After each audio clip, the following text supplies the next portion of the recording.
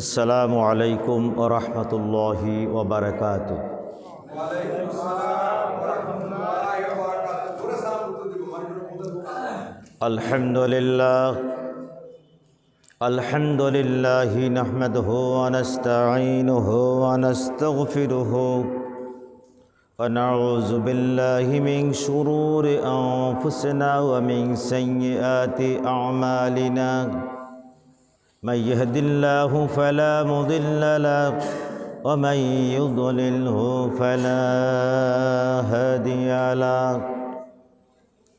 ونشهد أن لا إله إلا الله وحده لا شريك له ونشهد أن سيدنا وحبيبنا ومولانا محمدا عبده ورسوله الذي أرسله بالحق بشيرا ونذيرا وداعيا إلى الله بإذنه وسراجا منيرا فقد قال الله تعالى في القرآن المجيد والفرقان الحميد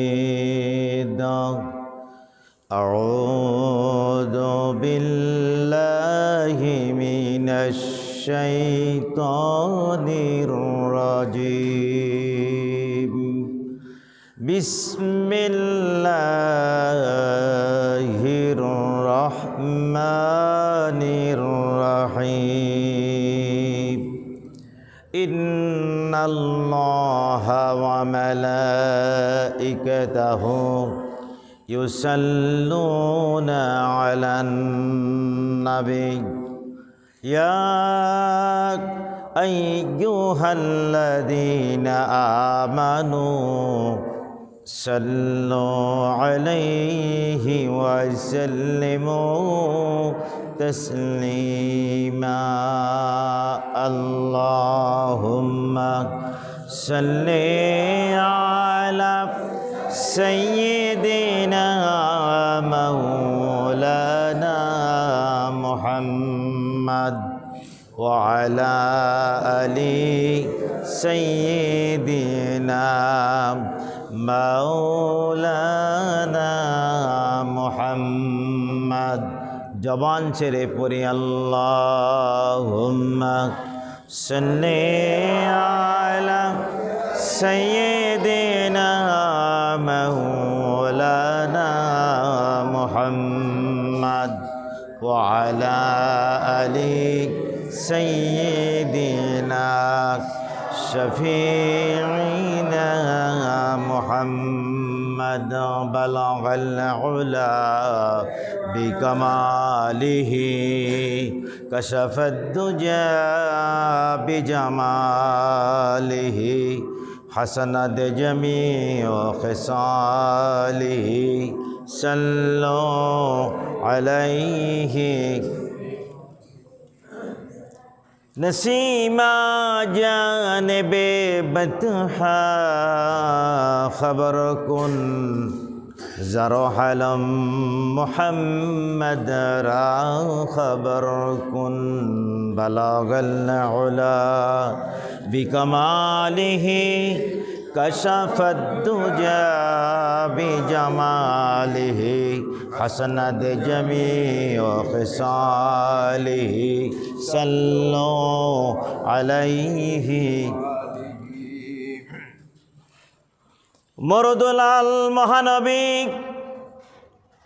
আল আমিন যার নাম দারুণ খরার তপ্ত বালক মরুভূমি যার ধাম বালাগাল উলা বিকামালিহি কাশাফাদ দুজা বিজামালিহি حسنت جميع خصاله صلوا عليه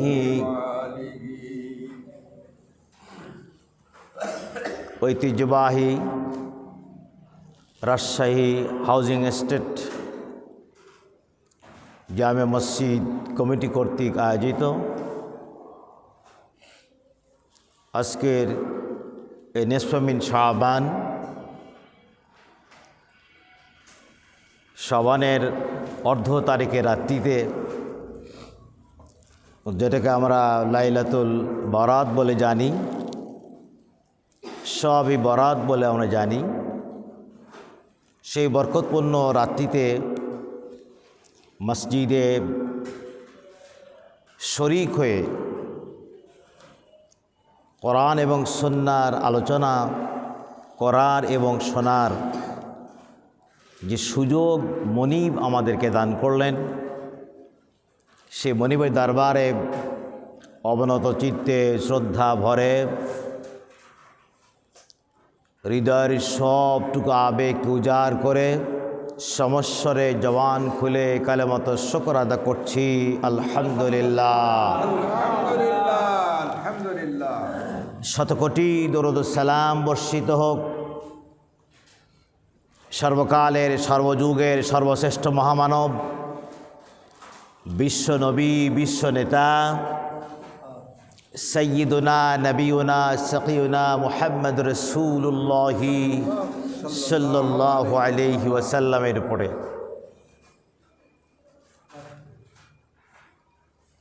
আজকের এই রাতটি বরকতপূর্ণ,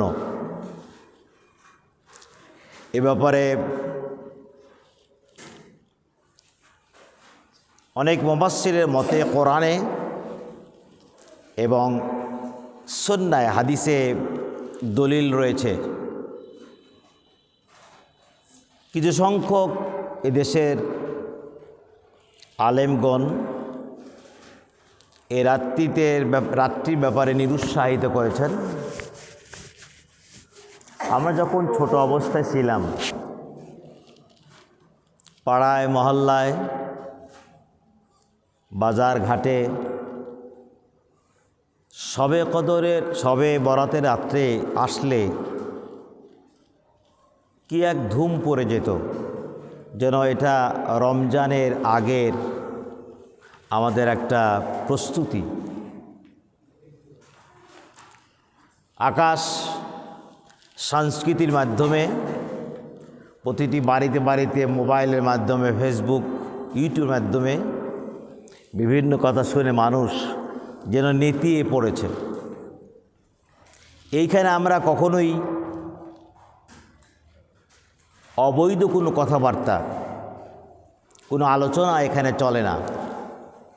এর উসিলা করে কোরআন এবং সুন্নাহ থেকে দু একটি আলোচনা যা হয়, তা যদি আমরা জীবনে গ্রহণ করি, তাহলে এটা আমাদের জন্য পাথে হয়ে দাঁড়াবে। আজকে এ ব্যাপারে যেন মুসলমানদের মধ্যে কোনো সাড়া নাই।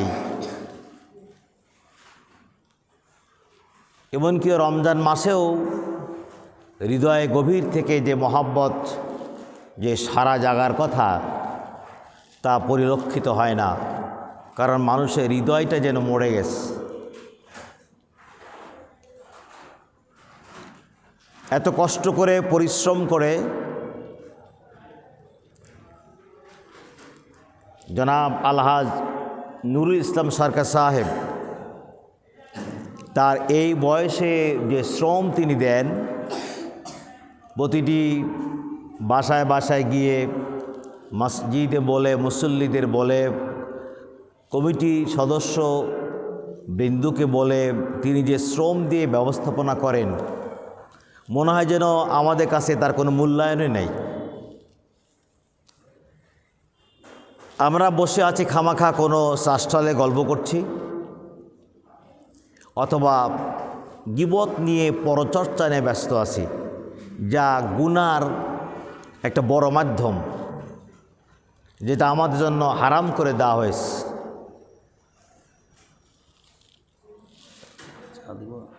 না, আমি পানি দিলে হবে, পানি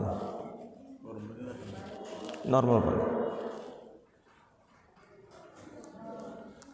অথবা কেউ বাড়িতে বসে টেলিভিশন, বিশেষ করে বাংলাদেশের যা ক্যান্সারের রূপ নিয়েছে,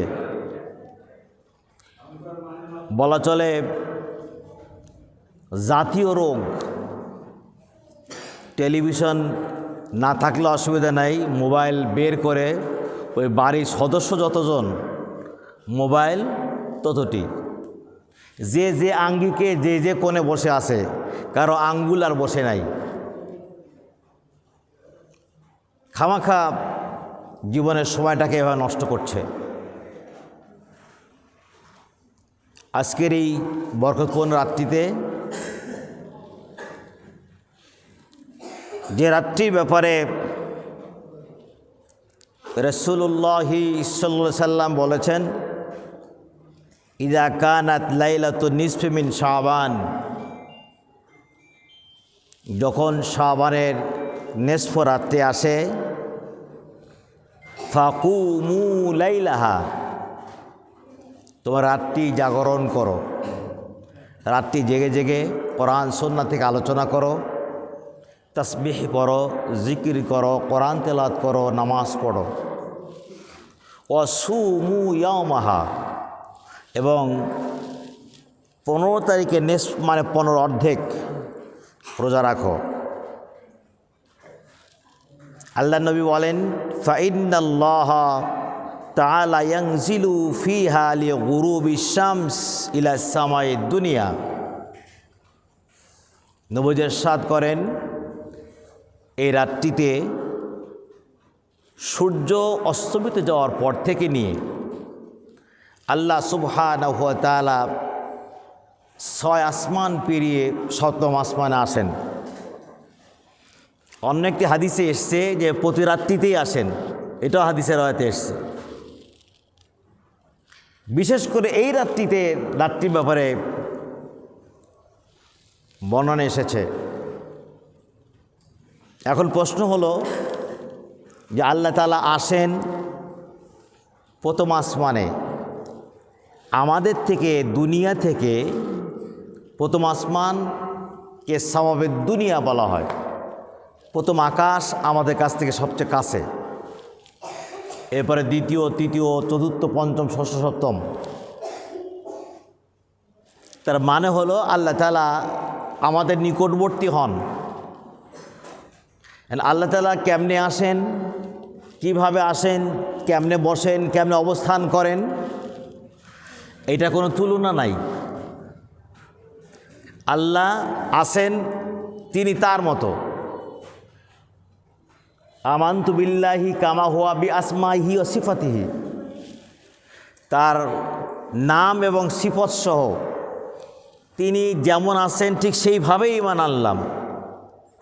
তিনি কেমন, তার আকার কেমন, কত বড়, কত ছোট, এইরকম কোনো চিন্তা চেতনা অন্তরের মধ্যে আনার অবকাশ নেই। এটা আমরা বুঝতে পারবো না, এটা আমরা আমাদের এই ছোট্ট জ্ঞানে উপলব্ধি করতে পারবো না। ফলে এই নিয়ে গবেষণা করার সুযোগ নাই। রাসূল সাল্লাল্লাহু আলাইহি ওয়াসাল্লাম বলেছেন যে আসেন, নিঃসন্দেহে তিনি আসেন, এটা বিশ্বাস করতে হবে। তার মানে আল্লাহ তাআলা আমাদের সন্নিকটে, 7 আসমান তো অনেক দূরে, আল্লাহ আজিম অবস্থান করেন। আল্লাহ কোরআন কারিমে বলেছেন তিনি আমাদের শাহরগের চাইতে নিকটে, তার আমার ইলম, তার খবর আমাদের শাহরগের চাইতে কাছে। তো একথা মুমিন হিসাবে দৃঢ় বিশ্বাস রাখতে হবে যে আল্লাহ তাআলা আসেন আজকে রাত সহ প্রতি রাতেই। এসে কি করেন?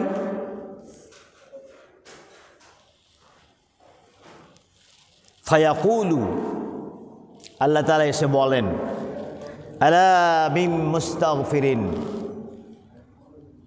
কে আসো? গুনাহ মাপ চানেওয়ালা কে আসো? গুনাহ থেকে মুক্তি পেতে চাও কে? আলা মিন মুস্তাগফিরিন, গুনাহ থেকে কে মুক্তি পেতে চাও? ফাআগফির লাহু, আমি তোমাদের গুনাহগুলোকে মাফ করে দেব।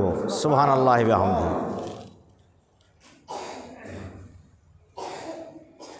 গুনাহ মাপ চাইলে আল্লাহ তাআলা মাফ করে দেন, এটা আল্লাহর জাতিগত স্বভাব, তিনি ক্ষমা করে দেন। কিন্তু বিশেষ বিশেষ রাত বা সময় রয়েছে যেই সময়ে বান্দা মাপ চাইলে আল্লাহ ফিরান না। তার মধ্যে এই রাত্রি একটি, লাইলাতুল কদর একটি, 2 ঈদের রাত্রি।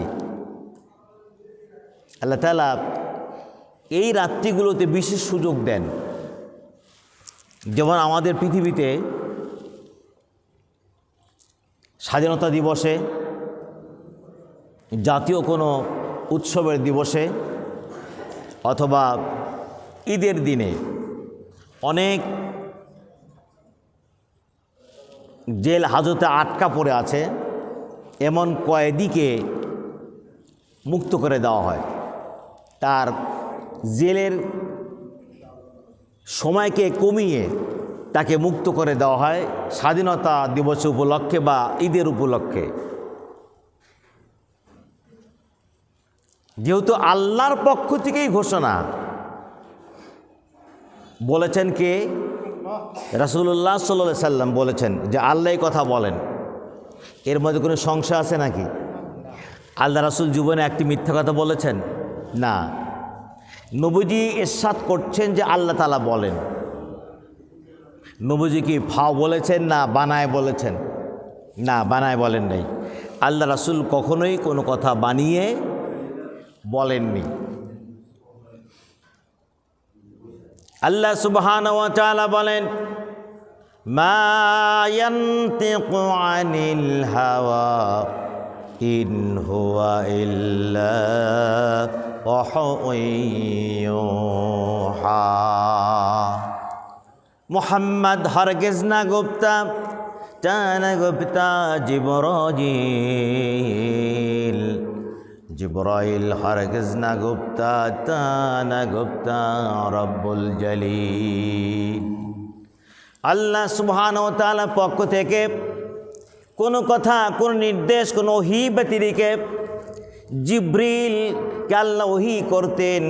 আর জিবরিল আলাইহিস সালাতু ওয়াস সালাম ওহী নিয়ে আল্লাহর কথা নিয়ে নবীকে পৌঁছানো পর্যন্ত আল্লাহ নবী নিজের পক্ষ থেকে কোনো কথা বানায় বলেন নাই। সুবহানাল্লাহ ওয়া বিহামদিহি। তাই নবীজি ইরশাদ করেন ফায়াকুলু, তিনি বলেন যে আল্লাহ বলেন। আল্লাহ কি বলেন? আলা মিন মুস্তাগফিরিন ফাগফির লাহু, কে আছো মাপ চাও আমি মাফ করে দেব। এর চাইতে বড় সুযোগ হতে পারে নাকি? এটা চলতে থাকে একদম ফজর পর্যন্ত, বাদ মাগরিব থেকে নিয়ে ফজর পর্যন্ত। একটা মহা সুযোগ। আল্লাহ নিজে বলছেন কে আসো মাপ চাও আমি মাফ করে দেব। আল্লাহ নবী ইরশাদ করেন, আল্লাহ তাআলা বলেন, আলা মিন মুস্তারজিকিন ফাআরযুকাহু, কে আসো রিজিক চাও আমার কাছে, আমি সেই রিজিক চানেওয়ালা বান্দাকে রিজিক দিয়ে দেব। সুবহানাল্লাহ ওয়া বিহামদিহি। রিজিক দেওয়ার মালিক কে? নাকি মা লক্ষ্মী? একদল বিশ্বাস করে লক্ষ্মী তাদের রিজিক দেয়, পরে তারা লক্ষ্মী পূজা করে, প্রতিটি বাড়িতে দোকানে লক্ষ্মী মূর্তি রাখে। কিন্তু আমরা কি বিশ্বাস করি রিজিক দেওয়ার মালিক কে? আল্লাহ। এই জন্য আল্লাহর এক নাম কি? রাজ্জাক। আল্লাহ সুবহানাহু ওয়া তাআলা আমি পৃথিবীতে এসে কোন খাদ্যটি খাবো, আমার নসিবে মায়ের বুকের দুধ বরাদ্দ আছে নাকি, ড্যানি ফেনি ক্যানি কৌটার দুধ আমার নামে বরাদ্দ আছে নাকি, কত ঢোক পানি খাবো, কত গ্লাস কত লিটার পানি পান করব, কত লোকমা খানা খাবো, আল্লাহ সুবহানাহু ওয়া তাআলা নির্ধারণ করে আমাকে পৃথিবীতে পাঠিয়ে দেন। আল্লাহ বলেই দিয়েছেন, নাহনু নারযুকুহুম ওয়া ইয়াকুম, তোমরা তোমাদের সন্তানকে রিজিকের ভয়ে হত্যা করো। তোমরা মনে করো রিজিক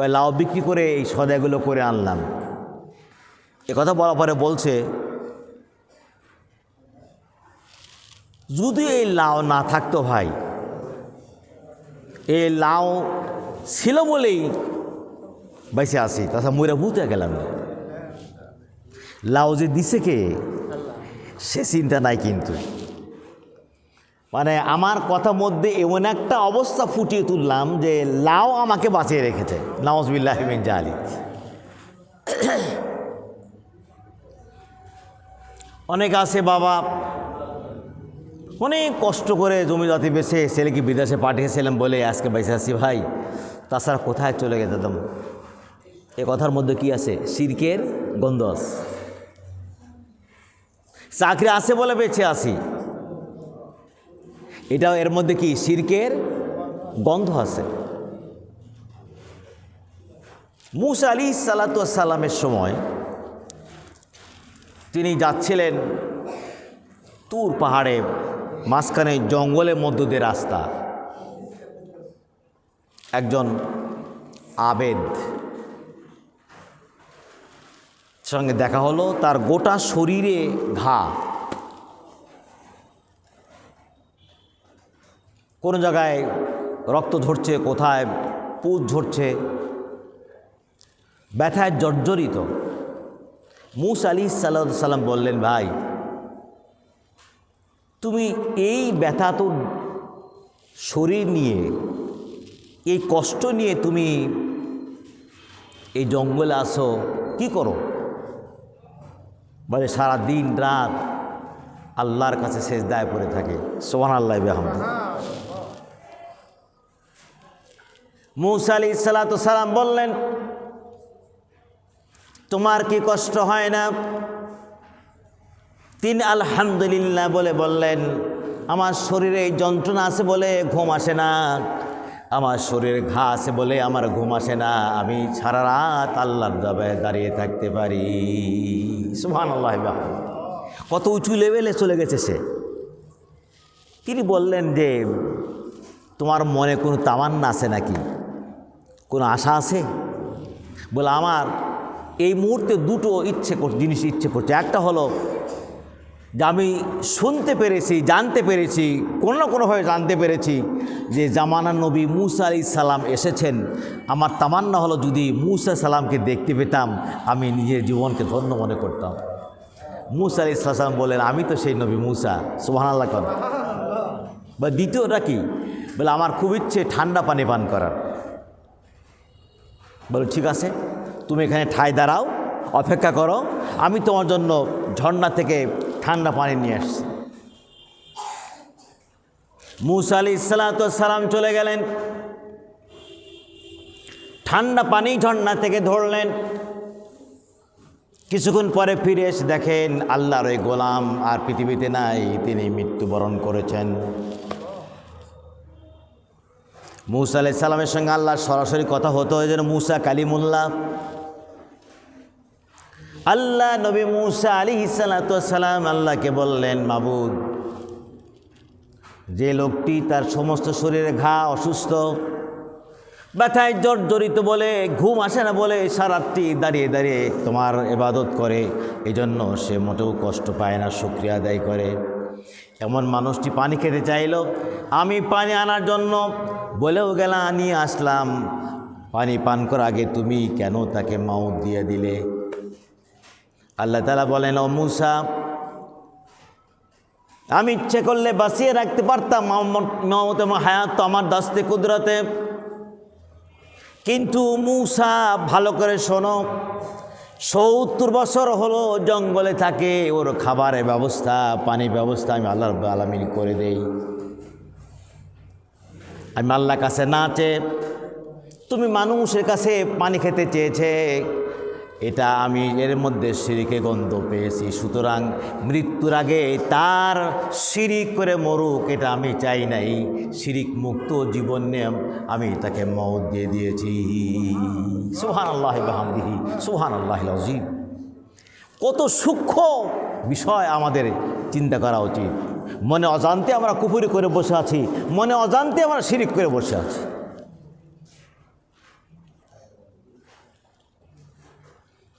আমরা নিজেকে কোরআনের ইমানের দাবিদার মনে করছি, আবার কোরআনের বিরুদ্ধে অবস্থান নিতেও দ্বিধাবোধ করছি না, ঠিক কিনা বলে?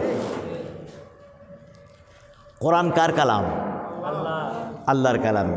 তানজিলুম মির রাব্বিল আলামিন, যিনি মহাবিশ্বের রব, তার পক্ষ থেকে নাজিলকৃত হলো কোরআন।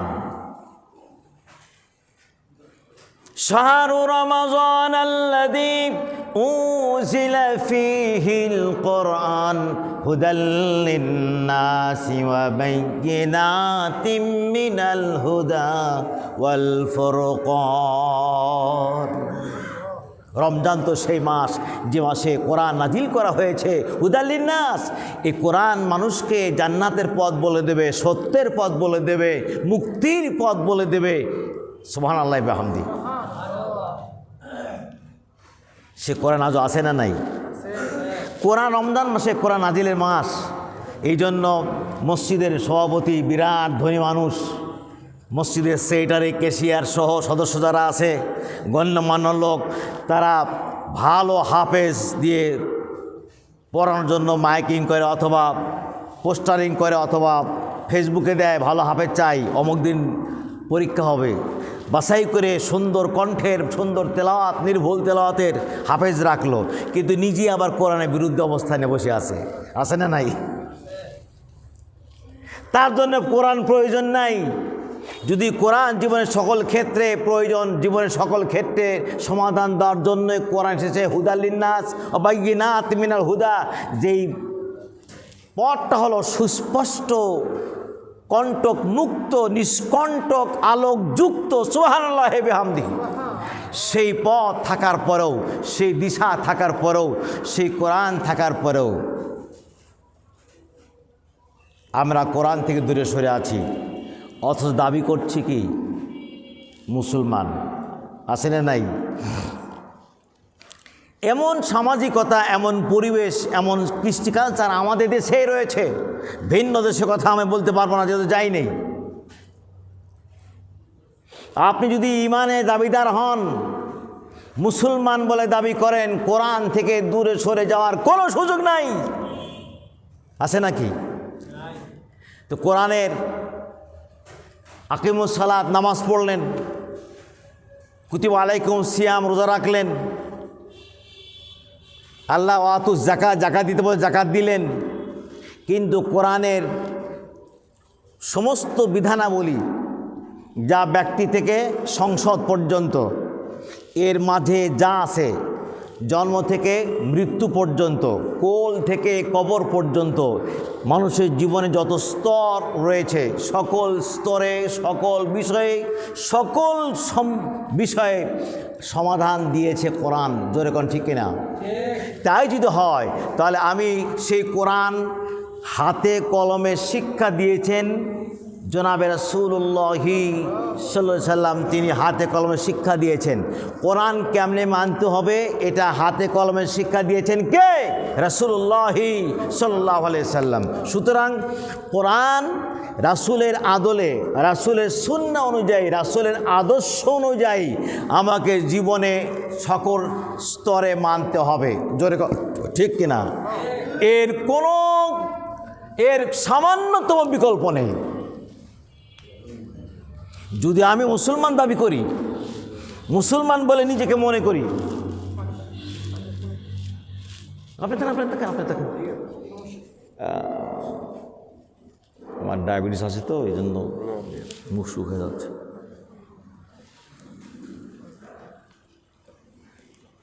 কি আজীব তামাশা! বাংলাদেশের মুসলমান এটা বুঝতে রাজি নেই। আপনারা নিশ্চয়ই ফেসবুকে বা ইউটিউবে দেখেছেন, যখনই ইমাম সাহেব, খতিব সাহেব মসজিদে সমর্থনের কথা, ভোটের কথা বলেছেন, তেরে এসছে তাকে মারার জন্য। দেখেন নাই? এমন ইতিহাস বাংলাদেশে আছে না নাই? তো খতিব সাহেব, ভোট মানে তো সমর্থন দেওয়া নাকি? একটা দলকে বা ব্যক্তিকে সমর্থন দেওয়া, রায় দেওয়া। তো এটাও তো আমার জীবনের একটা অংশ, নাকি এটা অংশ না? এটাও তো জীবনের একটা অংশ। তো এই যে আমি আমার এই সমর্থনটা কাকে দেব? ভালো মানুষকে দেব না চোরকে দেব? ভালো মানুষকে দেব। এই কথা বললে আবার কমিটির লোক তেরে আসে মারতে। এইটা হলো বাংলাদেশের মুসলমানদের অবস্থা। ঈমান থাকে, কথা কয় না, ঈমান থাকে। শরীয়ত শব্দের অর্থ হলো পথ। বলেন, শরীয়ত অর্থ কি? পথ। পড়ে দেখবেন ক্লাস 9-10 বইতে শরীয়তের আলোচনা আছে। এইটুকু পড়লে আপনি একটা জ্ঞান পেয়ে যাবেন। 9-10 ইসলাম শিক্ষা আছে। শরীয়ত শব্দের অর্থ পথ ও মত। এটা রাস্তার অর্থেও ব্যবহৃত হয়। শরীয়ত মানে রাস্তা, দি ওয়ে, নির্দিষ্ট রাস্তা, নির্দিষ্ট পথ। আর ইসলামী পরিভাষায় আমি যা বলছি না, ইসলাম বই কাল খুলে দেখবেন, বা আজকে রাত থেকে পাঠাইয়ে দেখবা, বেঁচে ছেলে ক্লাস 9-10 থাকে। আমি তো 35 বছর হল পড়াচ্ছি 9-10 ইসলাম শিক্ষা। এর পারিভাষিক অর্থ হলো শরীয়ত হলো এমন একটি মজবুত পথ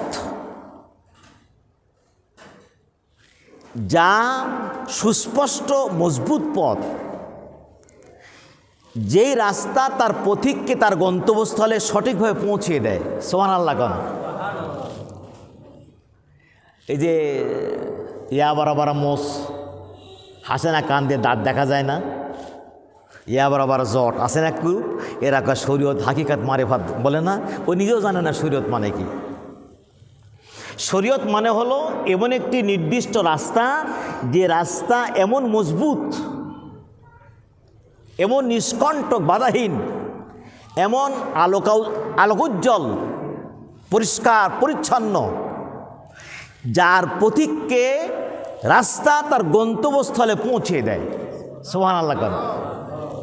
ঠিক এটাই, এই শব্দে আছে, পড়ে দেখবেন।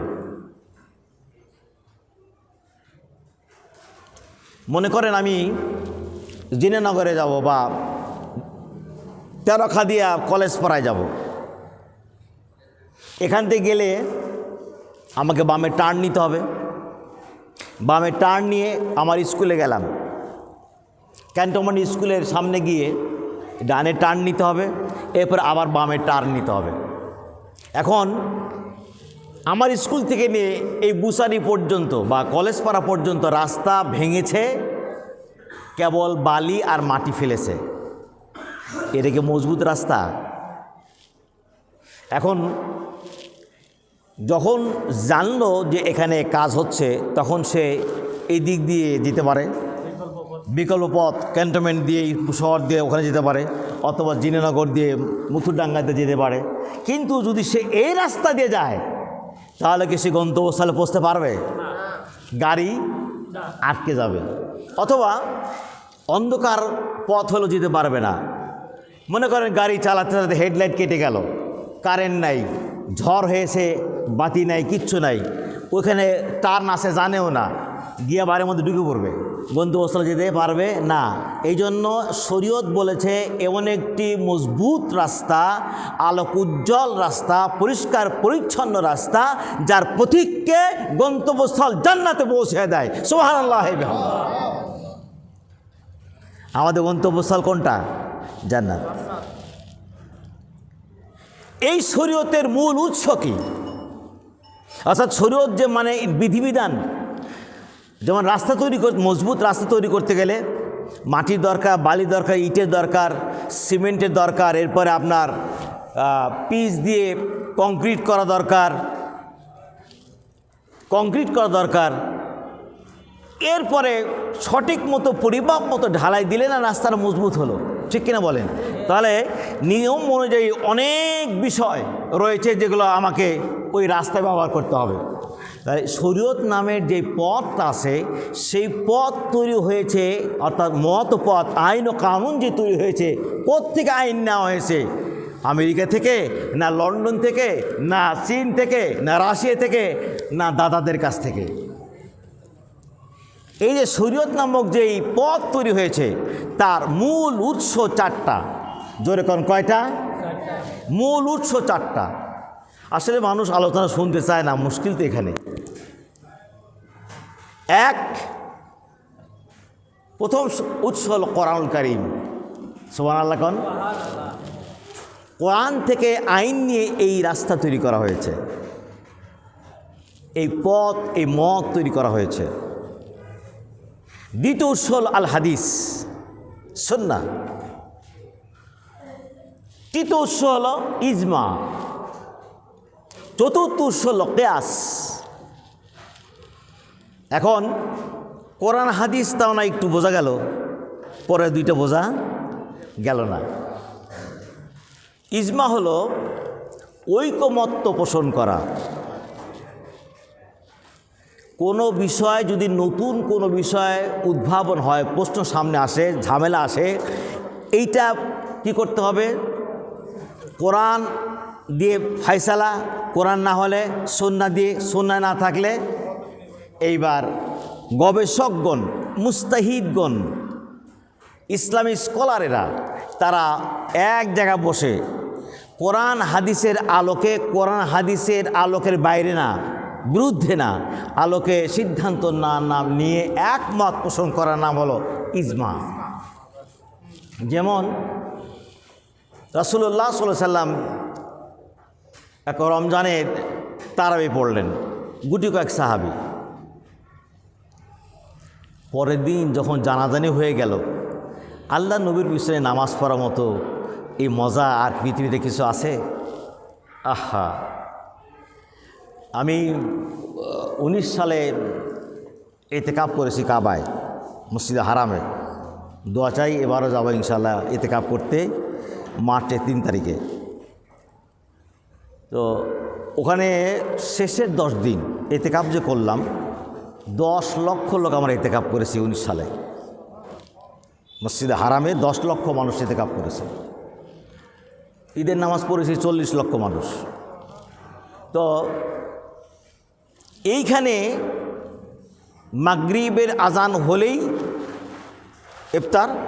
ইফতারে 4-5 মিনিট পরেই নামাজ শুরু, বেশি সময় দেয় না। এরপর আপনি 7:45 পর্যন্ত যা খাওয়ার খায় নেন। 8:45 থেকে তারাবি ইশা শুরু হলো, রাত্রি 10:30 পর্যন্ত তারাবি চলে। 8:45 থেকে 10:30, বা 2.25 ঘন্টার মতো, 2.5 ঘন্টা মতো। এই সময় এত সুন্দর কণ্ঠে তারা তেলাওয়াত করে, এই আমাদের আল্লাহু আকবার এরকম পড়া পড়ে না তো, একদম স্পষ্ট ভাষায় তেলাওয়াত করছে, মনে হয় যেন আকাশ থেকে নাজিল হচ্ছে। আমি 9 দিন, এবার 29 রোজা ছিল, 9টা দিন ছিলাম ইতিকাফে। এই 9 দিনে যে তারাবি পড়লাম, এরপরে 10:30টার পরে আমরা খানা খেতাম, চাটা খেয়ে 1:45টায় কিয়ামুল লাইল শুরু হতো। 8 টাকার তারা তাহাজ্জুদ পড়তো, কিয়ামুল লাইল করতো একবার 2:30টা পর্যন্ত। এই যে 2:30টা পর্যন্ত জেগে থাকলাম, আর এদিকে আপনার 8:45টা থেকে নিয়ে 10:30টা, একটা দিনও মনে হয়নি এত লম্বা করে কেন? কারণ পড়া এত সুন্দর। আল্লাহু আকবার, আল্লাহু আকবার। তো আল্লাহ রাসূলের পিছনে নামাজ পড়া, এর চাইতে আর মজা আছে নাকি? সাহাবে কেরাম শুনলেন যে কালকে রাসূল তারাবি পড়েছেন, লোকজন মেলা জড়ো হয়ে গেল। সেদিন রাসূল নামাজ পড়লেন। 3য় দিন জানাজানি হওয়ার পরে রাসূল তারা হুজরাখানাতে বাড়ানোর আগে লোক এসে এত জমা হয়েছে যে মসজিদে নববী আর জায়গা নাই, বারান্দাও জায়গা নাই, সোফায় জায়গা নাই, এরপরে জায়গা নাই, মানুষ ঢল নেমেছে। নবীজি চিন্তা করলেন যে যদি আমি আজকে নামাজ পড়াই বা নামাজ পড়াইতে থাকি, লোক এত বেশি হবে যে আল্লাহ খুশি এটাকে ফরজ না করে দেয়, ওয়াজিব না করে দেয়, তাই তো আমার উম্মতদের কষ্ট হবে। কারণ সুন্নততর করা গুনার চাইতে অজিবতর করে গুনাহ অনেক বেশি। নবীজি আশাই বাদ দিলেন। তখন যা যা মতো ইতস্ত বিক্ষিপ্ত পড়া শুরু করলো। এটা চলল রাসূলের সারা জীবন। আবু বকরের জীবন চলল। ওমর রাদিয়াল্লাহু তাআলার যুগে যখন ওমর খলিফা, তখন তিনি চিন্তা করলেন এই ইতস্ত বিক্ষিপ্ত নামাজ পড়া এইটা কেমন ইসলামের শৃঙ্খলার পরিপন্থী। তখন তিনি সমস্ত বিজ্ঞ সাহাবীদেরকে ডাকলেন। এটা কোরআনেও নাই, রাসূলের জামানাও নাই, হাদিসেও নাই। সমস্ত বিজ্ঞ সাহাবীদের ডেকে তিনি বললেন যে আমরা এইভাবে বিতস্ত বিক্ষিপ্ত নামাজ না পড়ে আমরা বা জামাত তারাবি পড়ব। এবং রাসূল সাল্লাম 8 পড়েছেন, 12 পড়েছেন, 10 পড়েছেন, 20 পড়েছেন, তার বেশিও পড়েছেন, রাওয়ায়াত আছে 30ও পড়েছেন। তো আমরা 20 রাকাত পড়ব। তখন সমস্ত সাহাবায়ে কেরাম একমত পোষণ করলেন। সুবহানাল্লাহ কোন। তখন থেকেই ইজমার মাধ্যমে এই তারাবি নামাজ সুন্নতে মুআক্কাদা সাবিত হলো। এর নাম কি? ইজমা। এর নাম হলো ইজমা। বুঝে আসছে? আল্লাহ রাসূলের জামানায় কোরআন কি বই আকারে ছিল? ছিল না। চামড়ায়, হাড্ডি, তারপরে আপনার গাছের বাকল, গাছের পাতায় লেখা হতো। আল্লাহ রাসূলের জামানায় এরা কিতাব আকারে লেখা হয় নাই। রাসূল ইন্তেকাল করলেন। আবু বকর রাদিয়াল্লাহু জামানায় প্রধান বিচারপতি হলেন ওমর রাদিয়াল্লাহু তাআলা। আবু বকরের জামানায় মুসাইলামাতুল কাজ্জাব ভণ্ড নবী নবুয়তে দাবি করল। তখন আবু বকর রাদিয়াল্লাহু আনহু একটি যুদ্ধ প্রেরণ করলেন। এই যুদ্ধের সেনাপতি ছিলেন সাইফুল্লাহ খালিদ বিন ওয়ালিদ রাদিয়াল্লাহু তাআলা। এই যুদ্ধে মুসাইলামা নিহত হলো। তার হাজার হাজার 30,000 তার সাহাবী হয়ে গেছিল। দেখেন আল্লাহ রাসূল তিরোধানে মাত্র 1-1.5 বছরের মধ্যে ভণ্ড নবীও দাবি করলো, আবার তার সাহাবীর সংখ্যা কম নাই। তখন এই যুদ্ধে ইয়ামামা নামক জায়গায় যুদ্ধটা হয়েছিল বলে এই যুদ্ধের নাম হলো ইয়ামামার যুদ্ধ। ইয়ামামা মানে ও মামা না, জায়গার নাম কি? ইয়ামামা। এই ইয়ামামা নামের জায়গায় যুদ্ধে কয়েক শত মুসলিম শহীদ হন।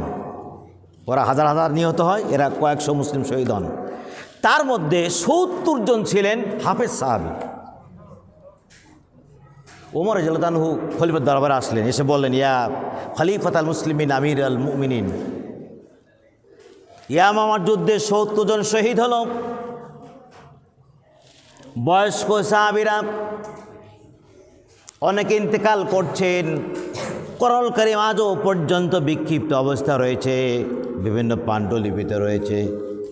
যদি এভাবে করে সাহাবীরা শেষ হয়ে যায়, হাফেজ সাহাবী শেষ হয়ে যায়, আর এই পাণ্ডুলিপিগুলো যদি কম বেশি হয়ে যায়, কোরআন কারীম বিদায় নেবে। সুতরাং কোরআন কারীমকে সংকলন করে পাণ্ডুলিপি তৈরি করা উচিত। একটা কিতাব আকারে লিখিত অবস্থা নিয়ে আসতে হবে। আবু বকর বললেন, ওমর আমি সেই কাজটি কীভাবে করি যে কাজটি স্বয়ং রাসূলও করেন নাই? ওমর বলেন, না, খলিফায় কাজ করতেই হবে। তখন তিনি সাহাবীদের ডাকলেন, হাফেজ সাহাবীদের এবং বিজ্ঞ সাহাবীদের ডাকলেন। যেমন এখন যেমন আপনার এমপি আছে, এইরকম মজলিসে শুরা ছিল, পরামর্শদাতা সাহাবী ছিলেন। তাদের ডেকে এই কথা উপস্থাপন করলে তারা বলতে দেখলো যে হ্যাঁ, আসলে কোরআন কারীম কিতাব আকারে না লেখলে এটা কি হয়ে যাবে? শেষ হয়ে যাবে।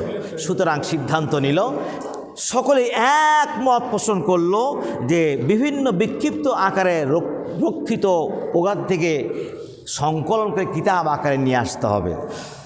এই যে একমত হলো, তখন আবু বকর রাদিয়াল্লাহু আনহু ফরমান জারি করলেন। হযরতে যায়েদ বিন সাবিত রাদিয়াল্লাহু আনহু ছিলেন সবচেয়ে সুদক্ষ হাফেজ। তার নেতৃত্বে 42 জন সাহাবীর একটা বোর্ড গঠন করলেন। সে বোর্ড গঠন করে সমস্ত ফরমান জারি করে সব এক জায়গায় আনলেন। এক জায়গায় এনে এরপরে হাফেজ সাহাবীদের কাছে শুনতেন। এই আয়াত কার কার কাছে আছে? জমা দিল। এই আয়াত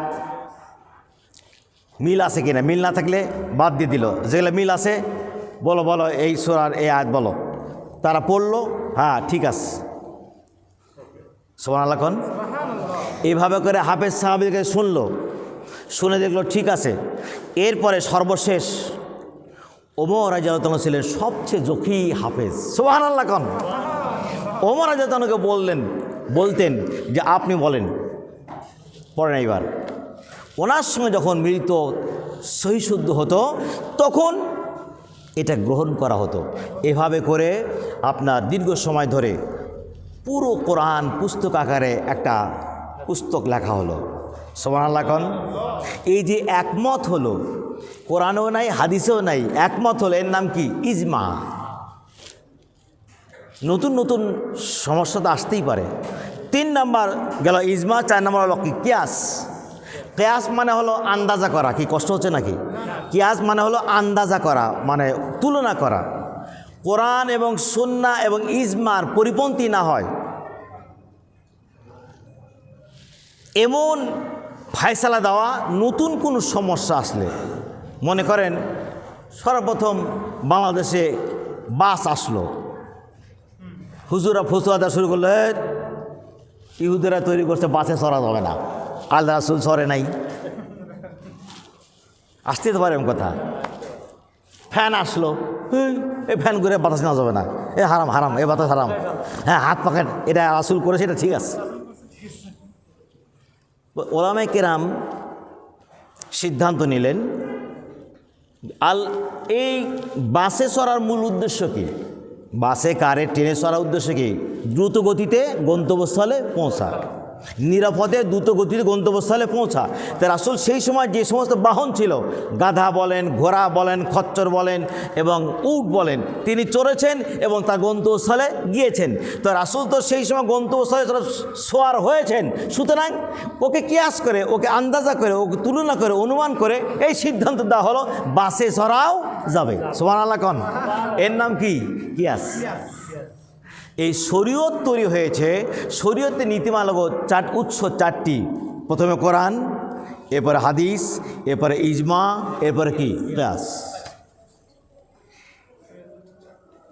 এই শরীয়তের সেটা হলো মজবুত পথ, যে এই মজবুত পথে মানুষ যদি চলে তার মানে কোরআন অনুসরণে চলবে, নবীর আদর্শ অনুসরণে চলবে, ইজমা এবং কিয়াস অনুসরণে চলবে। এর বহির্ভূত না বাপের আদর্শ না স্বামীর আদর্শ, কোনো চেতনায় আর চলবে না। চলবে কি? আদর্শ কার মানতে হবে? রাসূলুল্লাহ সাল্লাল্লাহু আলাইহি সাল্লামের। জোরে কোন ঠিক কিনা? এর বাইরে গেলে সে মুমিনের দাবিদার হতেই পারে না। তাহলে বলুন তো, শরীয়ত মানে হলো কোরআন, শরীয়ত মানে কি? হাদিস, শরীয়ত মানে ইজমা, শরীয়ত মানে কি? কিয়াস। এটাকে যদি কেউ কয় শরীয়ত মানেই না, তাহলে কি মুসলমান থাকে? কথা কয় না, থাকে?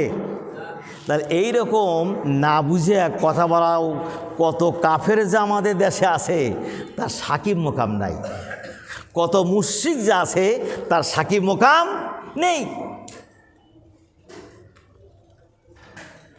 আল্লাহ জানে আর আমি জানি,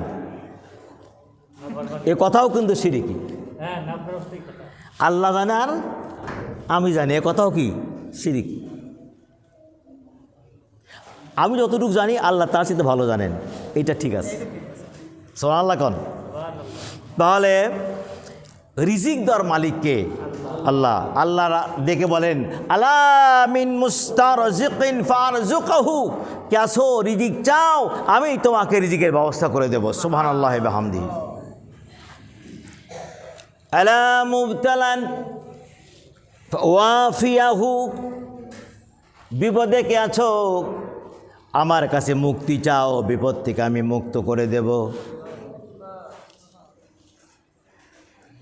যদি ডায়রিয়া হয়, কেন বাতা মুখ শুকনা করে আর বললেন না চাচা ছেলেটা সারাদিন পায়খানা করছে, মুখটু শুকায় গেছে, তাতে দৌড় মার, মেডিকেলে নিয়ে যা। নিয়ে গেল, ভালো হয় না, কোথায় নিছিস? কেন মেডিকেলে? আর জায়গা পাইস নেই, মেডিকেলে চিকিৎসা আছে। হ্যাঁ এমনি সিনা যেতে পারিস নেই, এই তারপরে কী বলে পপুলার যেতে পারিস নাই, হ্যাঁ তার মানে কি ওর বিশ্বাস যে পপুলারই ওকে বাঁচাবে, ঠিক কিনা বলেন? এখন চিকিৎসা করা সুন্নত। আল্লাহ রাসূল বলেছেন কেউ যখন কোনো এলাজ ওষুধ খায়, ওষুধ গিয়ে আল্লাহকে জিজ্ঞাসা করে, তাফসীর মারফুল কোরআনে পড়ে দেখবেন, আমি নিজে পড়েছি, যখন ওষুধ খায় তখন ওষুধ অর্থাৎ সেই উপাদানটা আল্লাহকে বলে, আল্লাহ আমি কি কাজ করব? আল্লাহ নির্দেশ ওষুধ কাজ করে, তখন সে রোগ মুক্তি পায়। সুবহানাল্লাহ ওয়া বিহামদিহি। আর আল্লাহ রাসূল বলেছেন এমন কোনো রোগ আল্লাহ পয়দা করেন না যার শিফা আল্লাহ পৃথিবীতে দেন নাই। সুবহানাল্লাহ কোন। তাহলে আমাকে আল্লাহ কাছে বলতো, আল্লাহ তুমি আমাকে এই রোগ থেকে মুক্তি দাও, আল্লাহ তুমি আমার সন্তানকে ভালো করে দাও। তবে চিকিৎসা করা কি সুন্নত, চিকিৎসা করা কি সুন্নত। চিকিৎসা না করে মুক্তি চাওয়াটা দারুল আসবাবের কাজ নয়। আপনি ধান লাগাইতে বলে আল্লাহ ধান দাও, ধান না লাগাইতে বলতে পারবেন না আল্লাহ ধান দাও, ঠিক কিনা? আপনি ওষুধ দিয়েছেন আল্লাহ, ওষুধের উপাদান কার তৈরি? আল্লাহর তৈরি। ওষুধি গাছগুলো কার সৃষ্টি? আল্লাহর। শুধু সেখান থেকে ওষুধ তৈরি হয়, এটা খাবেন ঠিক আছে, কিন্তু আল্লাহর কাছে বলতো আল্লাহ তুমি ব্যবস্থা করে দাও, তুমি মুক্তি দিয়ে দাও। আর এক হাদিস, ওই তাফসীরে একটা হাদিস আছে, সেটা হলো এই যে আল্লাহ বান্দাকে যদি রোগ মুক্তি দিতে চান তাহলে ওই ডাক্তারের কাছে যায়, যেই ডাক্তারে হাত দিয়ে আল্লাহ তার রোগ মুক্তির ঔষধ লেখান। সুবহানাল্লাহ ওয়া বিহামদিহি।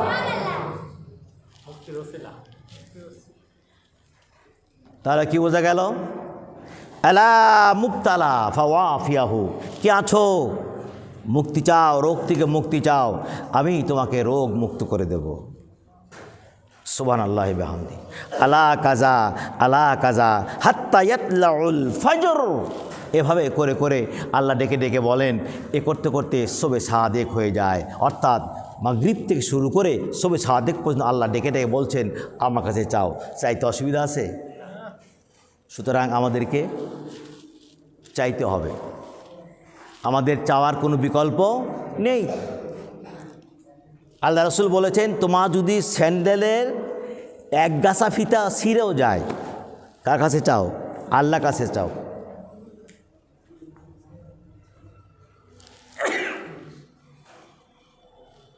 এখন তাকদীরের ব্যাপারে আমরা বরাত মানে ভাগ্য বলি, তাকদীরের ব্যাপারে কিলকাল আছে।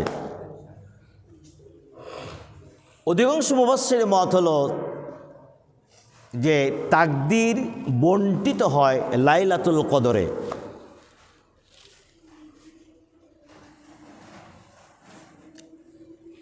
লাইলাতুল কদর কোন মাসে? রমজান মাসে, শেষ দশকের বিজয় রাত্রে। লাইলাতুল কদরে তাকদীর নির্ধারিত হয়। আসলে তাকদীর মানুষের জন্মের 50,000 বছর আগেই আল্লাহ নির্ধারণ করেছেন। সুবহানাল্লাহ। আন আব্দুল্লাহ ইবনে ওমর রাদিয়াল্লাহু তাআলা قال قال رسول الله صلى الله عليه وسلم كتب الله مقادير الخلائق। আল্লাহ তাআলা খালকু মানে সৃষ্টি, খালাইক তার বহুবচন, সৃষ্টি সমূহের তাকদীরকে আল্লাহ মাকাদির মানে তাকদীরকে আল্লাহ লিখেছেন। কাতাবা মানে লেখা, আল্লাহ লিখে নির্ধারণ করেছেন। আইয়া খালুকাস সামাওয়াতি ওয়াল আরদ, আকাশ আর জমিন সৃষ্টির বি50 আলফা সানাতিন, 50 আসমান জমিন সৃষ্টির 50,000 বছর পূর্বে। তবে বছরে বছরে এটাকে আবার নির্ধারণ করা হয়। তাকদীর দুই প্রকার, তাকদীরে মুআল্লাক, তাকদীরে মুবরাম। মনে রাখবেন, মুবরাম মানে স্থায়ী, এটা কম বেশি হবে না।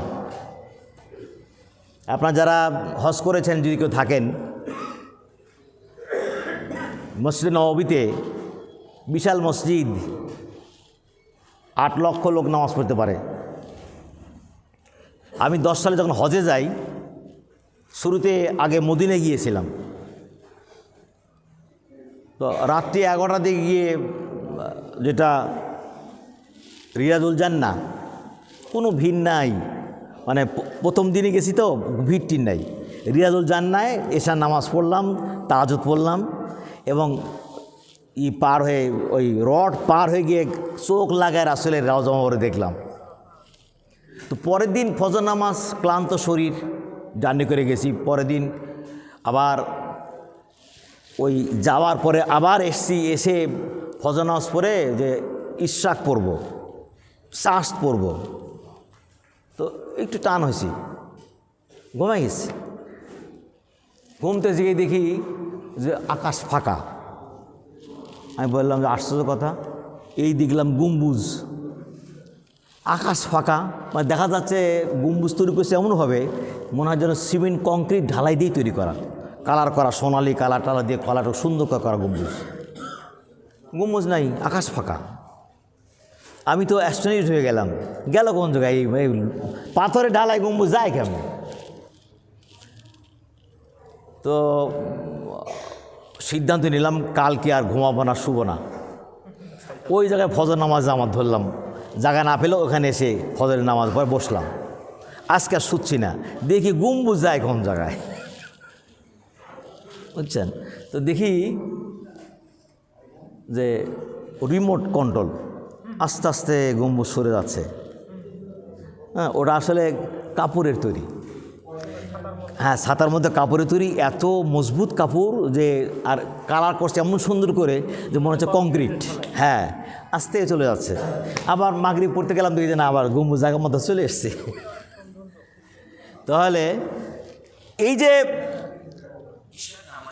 অবস্থা, যেটা বলতেছিলাম যে আল্লাহ সুবহানাহু ওয়া তাআলা আমাদের রিজিক বন্টন নির্ধারণ করে রেখেছেন, কিন্তু এটাকে আবার বছরেটুকু নির্ধারণ করা হয়, বাজেট আকারে নির্ধারণ করা হয়। এখন প্রশ্ন হলো যে এটা কদরেই না লাইলাতুল বরাতে? তাফসিরে মারিফুল কোরআন পড়ে দেখবেন, সূরা আল কদরের তাফসির পড়ে দেখবেন।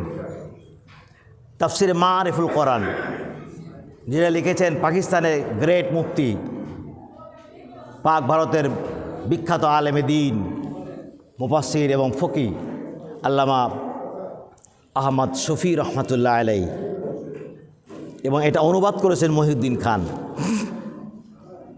এটা পড়ে দেখবেন, সেখানে তাদবিক দেওয়া হয়েছে, মানে এই যে দ্বন্দ্ব, কেউ বলে এই রাতে, কেউ বলে ওই রাতে, এই দ্বন্দ্বকে নিরসন করা হয়েছে এই বলে যে এই রাত্রিতে বাজেট করা হয়।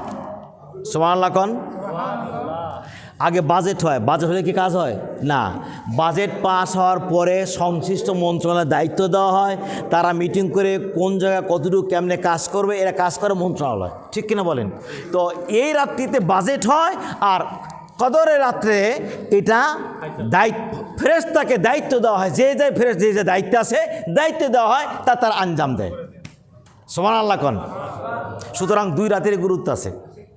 আল্লাহ তাআলা আমাদেরকে এই রাত্রিতে জেগে আল্লাহর কাছে প্রার্থনা করতে এবং আখিরাতে এবং সবে কদরেও প্রার্থনা করতে আল্লাহ যেন আমাদের সুযোগ করে দেন, তৌফিক দেন, জোরে কেন আমিন।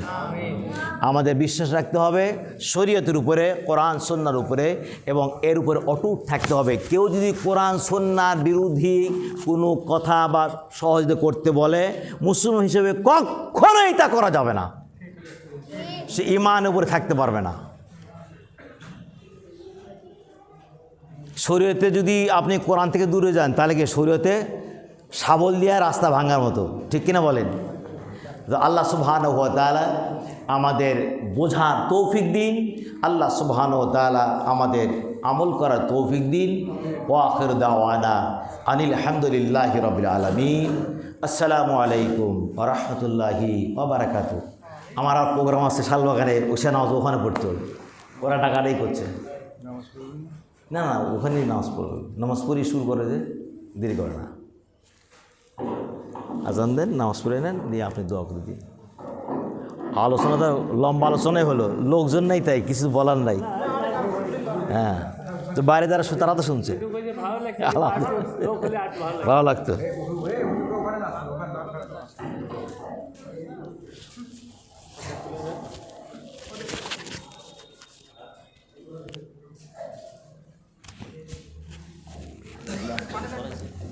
এই এই আর গ্লাস পানি আসো গ্লাসে ছিল এখানে হ্যাঁ ছিল ওই নিয়ে গেছে ভাই ওখানে ওখানে না ভাত খাবো না আসে খাবে আসে খাবে এটা আমার